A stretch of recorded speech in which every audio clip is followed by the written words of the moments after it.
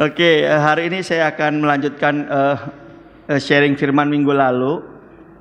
Walaupun minggu lalu temanya Elia, kali ini saya kasih tema The Perfect Love karena di dalam perenungan after Elia saya merenungkan sehingga saya kepikir hari ini untuk sharing tentang kasih yang sempurna dari Tuhan. Kemarin kita bahas 1 Raja-Raja 19, saya akan ulang sedikit, saudara. Elia yang dipakai Tuhan luar biasa, dahsyat, yes.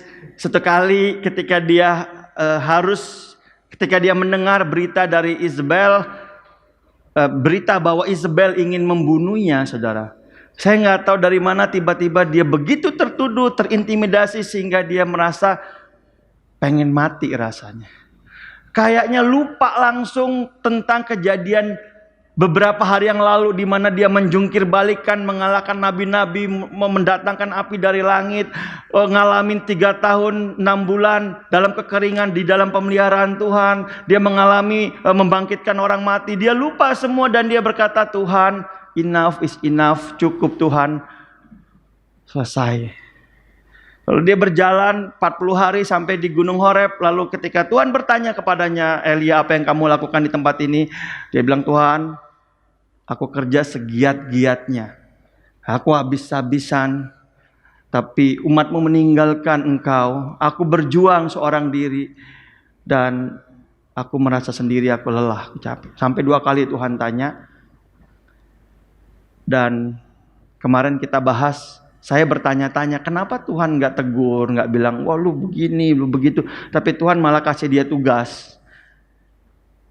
Oke, kalau kamu udah gak mau, urapi Hazael menjadi raja, urapi Yehu cucu Nimsi menjadi raja, urapi Elisa untuk menggantikan kau. Dan ternyata saudara, 3 tugas yang diberikan kepada Elia hanya lakukan 1. Mengurapi Elisa. Tapi dalam pemahaman saya tidak ada satupun kemuliaan yang Tuhan sudah berikan diambil sama Tuhan dalam hidupnya Elia.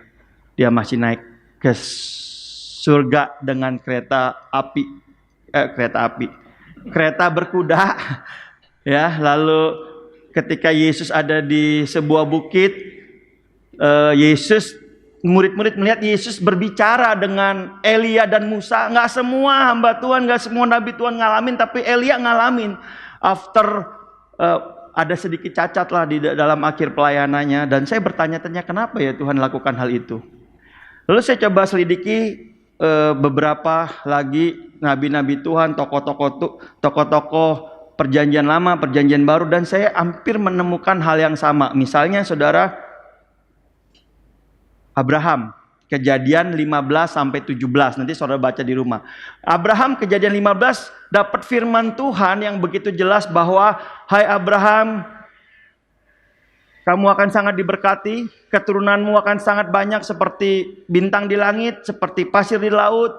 Lalu Abraham bilangin, ya Tuhan, seandainya aku punya Sarah bisa punya anak, seandainya. Tapi siapalah aku, nanti hartaku akan jatuh ke orang kepercayaanku. Tapi Tuhan bilang enggak, kamu akan punya keturunan. Tapi Abraham tunggu. Tuhan kok 10 tahun lewat, enggak ada kabar, enggak ada berita. Dan satu kali Mama Sarah kasih Abraham sebuah kenyataan. Pak, Mama udah menopause, udah gak bisa. Ini asisten Mama masih segar, masih muda, masih mantap. Silakan Mama restui.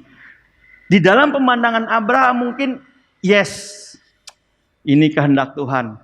Akhirnya dia meniduri Hagar dan Hagar hamil, melahirkan seorang anak Ismail. Dan kalau saudara baca di Alkitab, 13 tahun kemudian Tuhan gak berfirman, Tuhan gak berbicara, Tuhan diam. Tapi ternyata Tuhan bukan marah, janji Tuhan tidak berubah.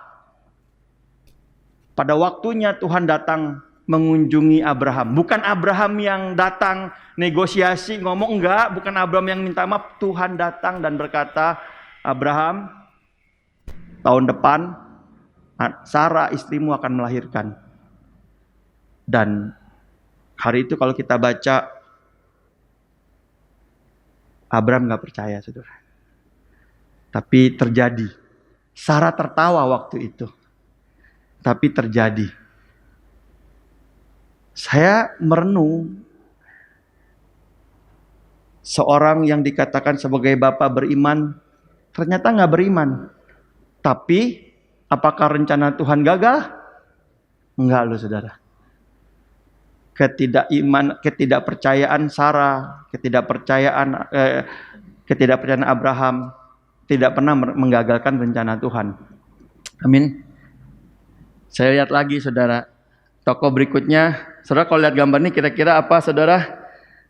Yesus di tepi Danau Galilea sedang bicara sama Petrus. Kejadiannya apa? Petrus menyangkal Yesus 3 kali. Ya, sangkal Yesus 3 kali. Sangkalnya bukan, oh aku gak kenal. Bukan.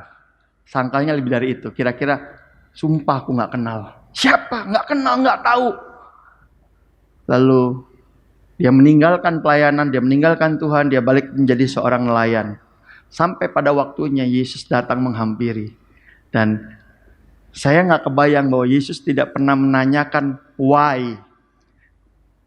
Kenapa kamu lakukan ini? Kenapa kamu kok kebangetan? Kamu kan bareng-bareng sama aku waktu di bukit ngelihat kemuliaanku. Kamu kan bareng-bareng sama aku waktu aku ngebangkitin orang mati. Kamu kan bareng-bareng sama aku waktu aku kasih 5.000 orang makan. Kamu kan bareng-bareng sama aku waktu aku lakukan ini dan itu. Dan Tuhan tidak bertanya sama sekali. Dan pertanyaan pertama yang Tuhan ajukan adalah, Petrus, apakah engkau mengasihi aku? Ya Tuhan, aku mengasihi. Lalu Yesus bertanya lagi, Petrus, apakah engkau mengasihi aku? Sama seperti Tuhan bertanya kepada Elia 2 kali dengan pertanyaan yang sama. Elia, sedang apa kamu di sini? Dan Yesus bertanya 3 kali, saudara. Mengulang pertanyaan yang sama. Dan ketika Petrus hancur hati, nggak ada satupun kata-kata judgement dari Yesus. Dan Yesus berkata apa? Gembalakanlah kawanan dombaku. Sama seperti kepada Elia. Oke Elia, urapi si A, si B, si C. Nggak ada kata-kata judgment. Saya bertanya, kenapa bisa seperti itu, saudara? Karena penting buat kita untuk mengerti, menyadari hati Tuhan. Lalu saya lihat, nih yang terakhir, saudara. Nah ini, di blur. Ya, kayak di film-film, kayak di TV kalau ada yang tidak senonoh di blur, ya. Kejadiannya apa, saudara? Daud di suatu rumah ngelihat Batsheba sedang mandi. Ya saya nggak tahu apakah benar-benar begini mandinya, tapi kira-kira ilustrasi dari Google kira-kira begini, saudara. Batsheba sedang mandi, lalu Daud tertarik dengan Batsheba, lalu Daud lakukan perzinahan.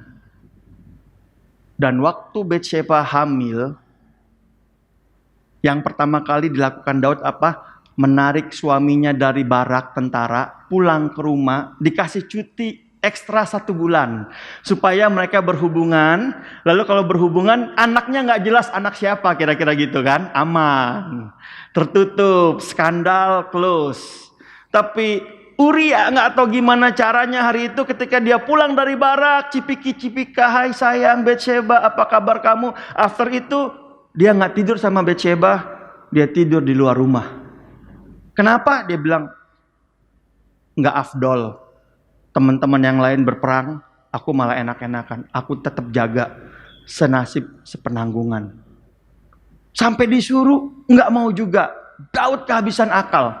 Akhirnya kata Daud, kalau dikasih enak nggak mau, kita kasih mati aja. Dibunuh, saudara. Daud kena pasal pembunuhan berencana. Nah, kali ini saya bilang yes. Anaknya mati. Hukuman Tuhan datang. Betul ya, kalau kita baca hukuman Tuhan datang. Keluargamu akan mengalami apa, dan anak yang dikandung dari hasil perjinannya mati. Meninggal. dan Daud dihukum. Tapi ini saudara, hukuman kepada Daud ternyata tidak mengubah pandangan Tuhan terhadap Daud. Betul? Benar nggak? Kenapa? Karena ada ayat yang bilang begini saudara. Kisah Para Rasul 13 ayat 22. Setelah Saul disingkirkan, Allah mengangkat Daud menjadi raja mereka. Tentang Daud Allah telah menyatakan, aku telah mendapat Daud bin Isai, seorang yang berkenan di hatiku dan yang melakukan segala kehendakku. Saya bingung, Tuhan kasih label merek sama Daud, orang yang berkenan.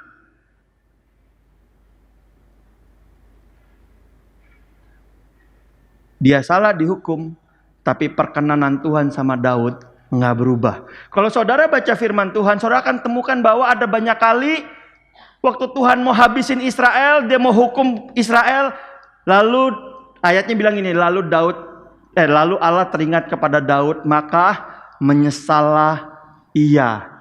Kenapa? Karena Daud. Kenapa? Karena hatinya Daud. Kenapa?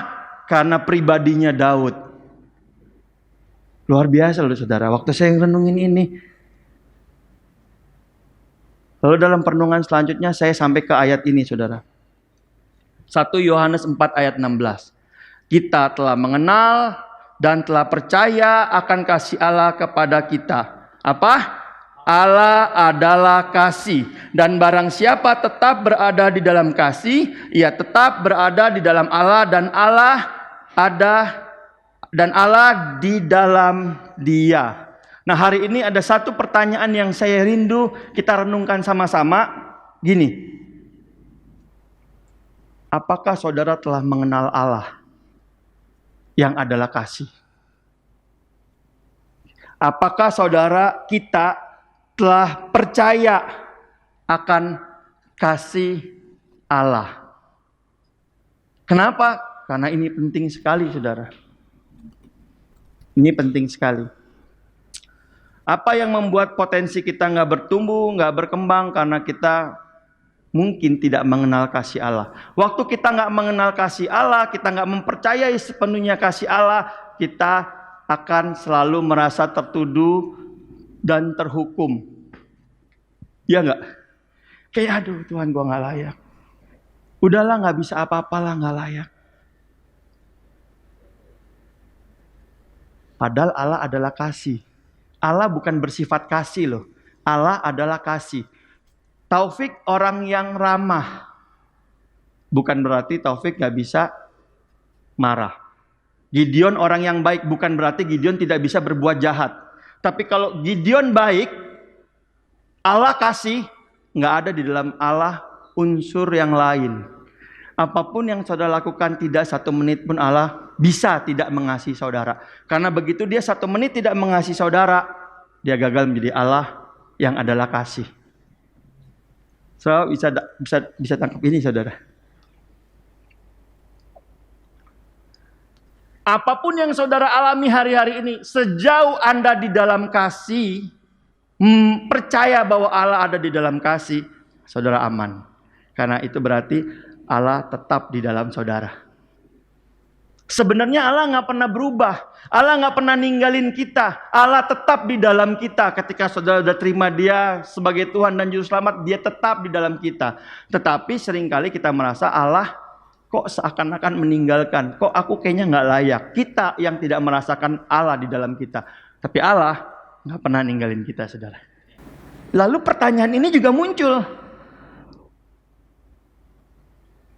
Apakah kesalahan dan dosa yang mereka lakukan, kehancuran mereka, mengurangi kasih Allah kepada mereka? Enggak. Apakah perbuatan mereka yang tidak benar, tidak bisa dibenarkan, membuat Allah berubah terhadap mereka? Tidak. Sekalipun mereka nggak setia sama Tuhan, Tuhan tetap setia. Sekalipun mereka menyangkal Tuhan, Tuhan nggak bisa menyangkali dirinya bahwa Tuhan mengasihi mereka. Sampai situ saya merenung, saya terdiam, dan saya dilawat Tuhan. Mereka sama loh di mata Tuhan. Saya berdoa kalau sampai mereka mendengar pesan ini, Tuhan mengasihi mereka. Tuhan mengasihi mereka, Tuhan kirim orang terbaik buat cover mereka, Tuhan jaga hidup mereka, dan saya percaya Tuhan akan memulihkan mereka. Kenapa? Karena mereka milik Tuhan. Saudara, ada sebuah pertanyaan gini saudara, yang harus kita renungkan. Seberapa jauh kita mengenal dan percaya akan kasih Tuhan? Seberapa saudara meresapinya? Karena seringkali ketika kita nggak hidup di dalam kasih Tuhan, nggak menyerapi kasih Tuhan, saudara hidup dalam penghukuman. Apapun yang Tuhan taruh dalam hidup saudara, potensi, kekuatan, kedahsyatan nggak akan pernah keluar ketika kita ngerasa aku nggak layak, aku punya kekurangan, aku nggak bisa buktiin, aku nggak bisa hidup sesuai dengan firman Tuhan. Amin saudara. Nah, ayat ini saudara, kalau kita baca lebih lanjut saudara, ini yang Allah lakukan untuk meneguhkan kita. Ini yang Allah, yang Yesus lakukan buat menjaga kita. Ayat ini berkata, dan dalam hal inilah kasih Allah dinyatakan di tengah-tengah kita, yaitu bahwa Allah telah mengutus anaknya yang tunggal ke dalam dunia, supaya apa saudara? Kita hidup. Adalah kehendak Tuhan, Dia mengutus anaknya supaya kita hidup. Tuhan mengutus anaknya tidak membuat kita mati, supaya dihakimi, supaya engkau hidupnya gak maksimal. Dia mengutus anaknya supaya saudara hidup. Dan hidup dalam terjemahan lain berkata, hidupnya Allah sendiri yang diberikan kepada kita. Hidup adalah imannya Allah sendiri yang diberikan kepada kita. Waktu saya ngerti ini saudara,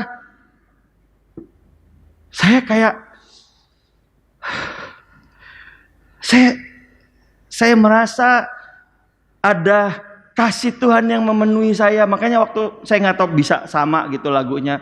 Waktu tadi kita nyelangi, saya begitu menikmati, saya ngerasa dalam roh saya berkata yes amin. Nah, saya mau bilang gini saudara, Allah telah datang untuk memberikan hidup. Dan inilah kasih. Bukan saudara yang mengasihi Allah, tapi Allah yang mengasihi saudara. Dengan cara apa? Dia datang ke dalam hidup saudara. Dari semua tokoh-tokoh yang saya bahas tadi, bukan mereka yang datang ke Tuhan, Tuhanlah yang datang ke mereka. Setuju ya? Elia datang ke Gunung Horeb bukan karena Elia mau cari Tuhan, tapi Tuhan yang datang, yang bertanya, Elia sedang apa kamu di sini? Ketika Abraham berbuat kesalahan, bukan Abraham yang datang ke Tuhan, Tuhan yang berkata tahun depan kamu akan punya seorang anak. Sarah akan melahirkan. Abrahamnya udah lupa, Abrahamnya udah happy sama Ismail, tapi pada waktunya Tuhan datang. Saudara, bukan Petrus yang datang ke Yesus, Yesus yang datang dan bertanya dengan pertanyaan yang sama sebanyak 3 kali. Bukan Daud yang mencari Tuhan, Tuhan yang utus Nabi Nathan datang untuk ngomong sama Daud. Saudara, hari ini saya mau beritahu, apapun yang kau alami, intimidasi, pergumulan dalam hidupmu, saya mau beritahu, Allah mau datang dalam hidupmu, Allah mau mengubah engkau, Allah mau memaksimalkan engkau, Allah mau engkau hidup di dalam imannya Allah. Karena imannya kita, saya hampir bertanya apakah kita punya iman. Saudara tahu, saya merenungkan ini saudara. Tahukah saudara keberadaan kita adalah karena imannya Kristus. Kalau imannya kita banyak gagalnya saudara. Benar gak? Banyak gagalnya. Kenapa? Karena kita cenderung berpikir tentang apa yang kita lihat, realita, logika, dan kenyataan. Tuhan tidak demikian. Tuhan berfirman maka semuanya jadi. Apakah firman Tuhan buat hidup kita? Tuhan bilang gini, marilah kita menjadikan manusia serupa dan segambar dengan Allah. Saudara gak percaya bahwa saudara serupa dan segambar dengan Allah? Itu urusan saudara. Tapi imannya Tuhan yang berfirman, Dia melihat saudara serupa dan segambar dengan Dia. Dan saya nggak pernah ngerti gimana caranya, karena saya manusia. Tapi Allah berfirman, maka semuanya jadi. Allah berfirman, maka semuanya ada. Saya nggak tahu gimana caranya, tapi di mata Tuhan, saudara begitu dikasihi, dan saudara serupa dan segambar dengan Dia. Efesus 1 ayat 4 bilang gini, sebelum dunia dijadikan, Ia telah memilih kita. Memilih kita nggak berarti seluruh dunia dipilih. Kita dipilih untuk menjadi serupa dan segambar dengan anaknya. Supaya Yesus menjadi yang sulung buat kita. Jadi model, jadi teladan. Saudara udah dipilih. Even saudara apapun masa lalunya, kondisinya, apapun sebut. Tuhan berfirman, Dia mengubah saudara. Nah ini, kepercayaan bahwa firman yang Tuhan lontarkan untuk hidup kita. Waktu saudara percayai, itu akan jadi dalam hidup saudara. Makanya perenungan akan firman yang adalah imannya Tuhan.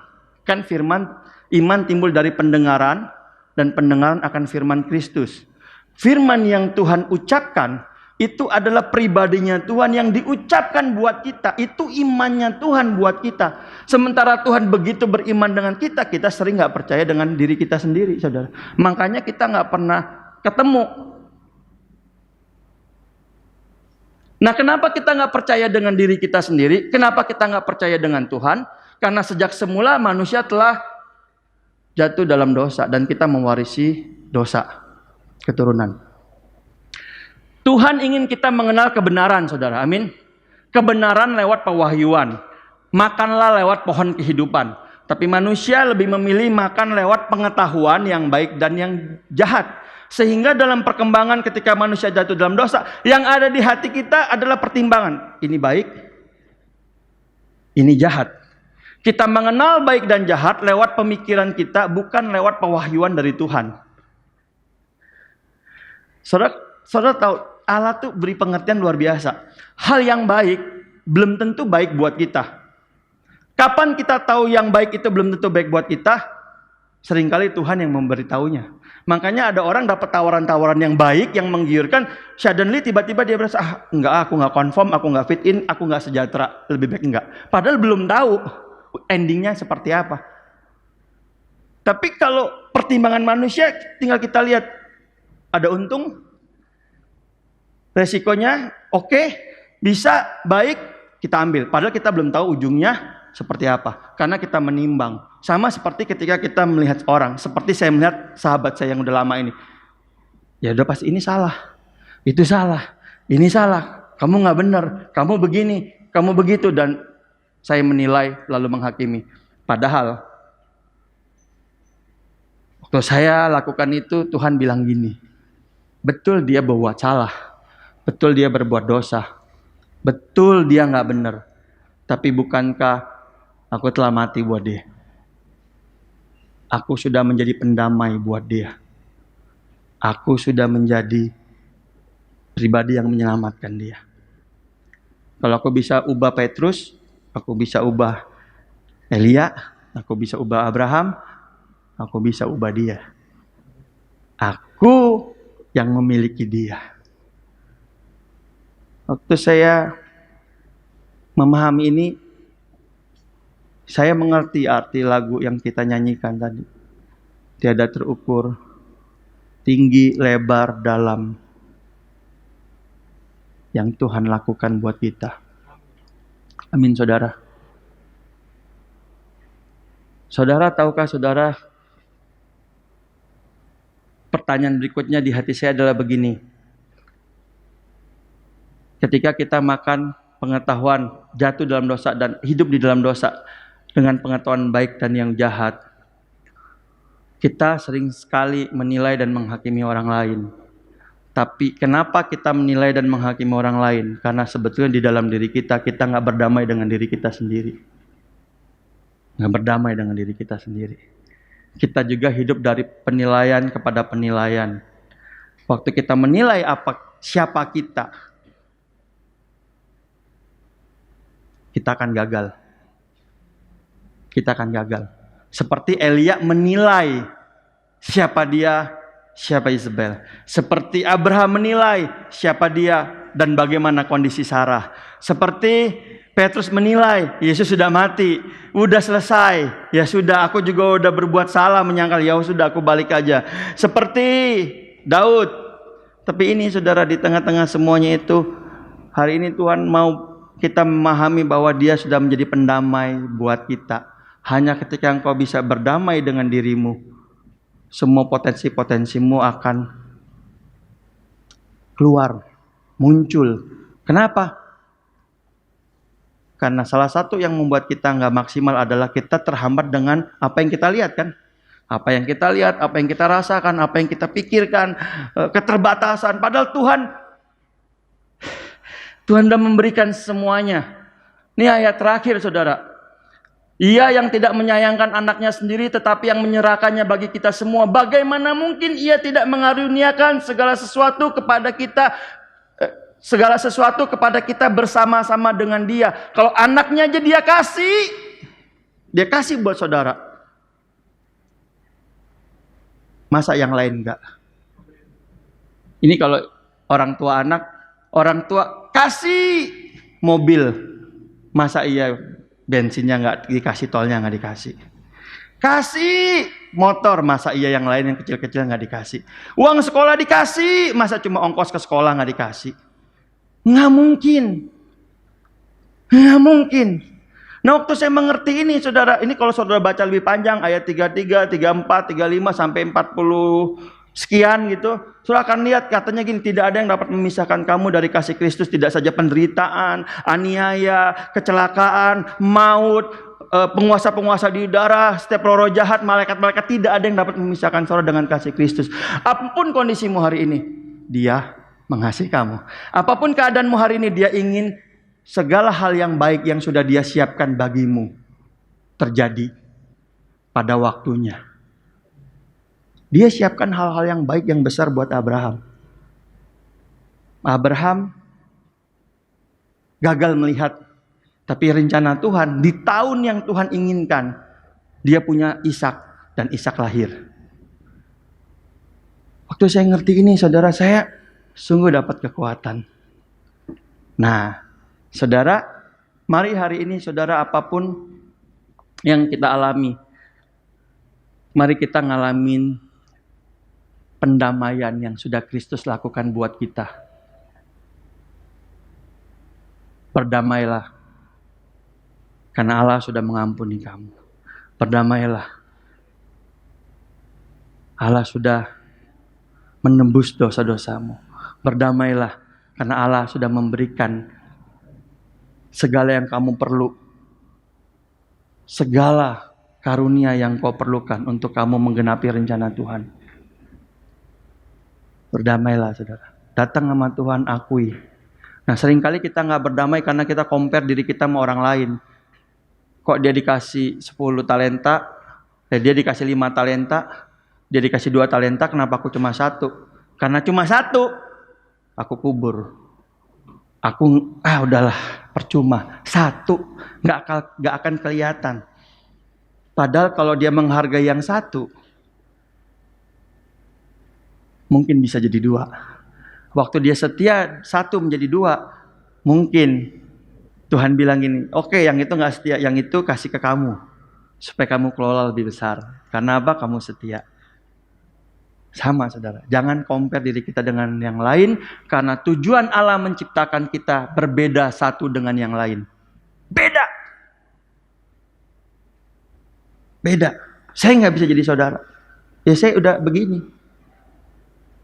Ya bisa di-upgrade dikit, tapi nggak bisa jadi seperti pribadi Bro saya misalnya. Ngerti semua. Searching di Google cepat dapatnya. Kita mah nanya aja cukup. Sama juga, sama-sama dapat. Cuma beda proses. Tapi itu membuat saya bersyukur gitu saudara. Itu membuat saya dan Tuhan mau saudara hidup di dalamnya. Saudara, Anda adalah buatan Allah, diciptakan dalam Yesus Kristus Tuhan untuk melakukan pekerjaan baik, dan Dia mau yang telah dipersiapkan sebelum dunia dijadikan, dan Dia mau saudara hidup di dalamnya. Perbuatan baik ini hanya bisa saudara genapi waktu saudara mengalami kasih Tuhan terus-menerus dan berlimpah-limpah. Kasih Tuhan ini bisa saudara alami.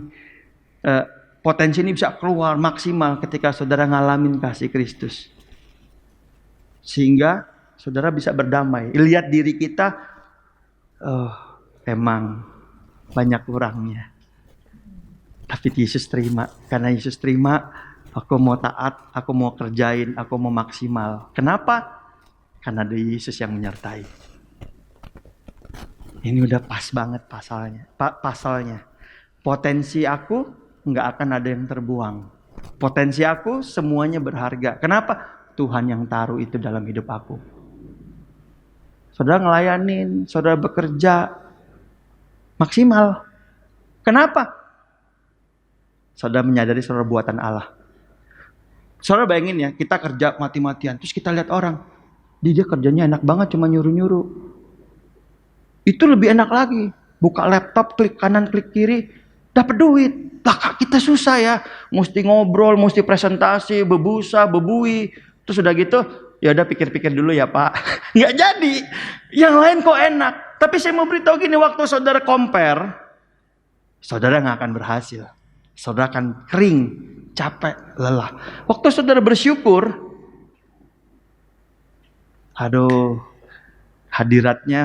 hadirat saudara berubah, berbeda. Menjadi orang yang menginspirasi, orang yang asik, orang yang